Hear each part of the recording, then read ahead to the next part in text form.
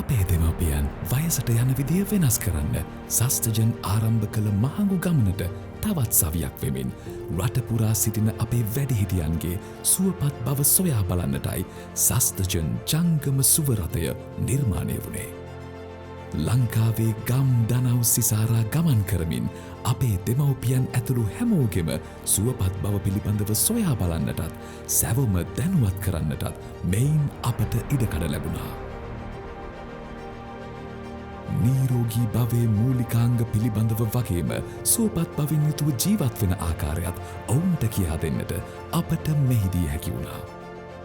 මූලික වෛද්‍ය පරීක්ෂාවකින් ආරම්භ වී විශේෂ පෝෂණවේදීන්ගේ උපදෙස් සමගින් තමන්ගේ නීරෝගීකම සහ පෝෂණය ගැන ලබා දෙන වාර්තාව තුළින් අපේ දෙමව්පියෝ වයසට යන විදිය වෙනස් කරන්න සස්තජන් වග බලාගත්තා. ප්‍රෙෂර් බලාගත්තා, සීනි බලාගත්තා. හොඳට උපදෙස් ටිකක් හම්බ වුණා. ඒක ඉන්න මේ අවස්ථාවට ගොඩක් ස්තුතියි.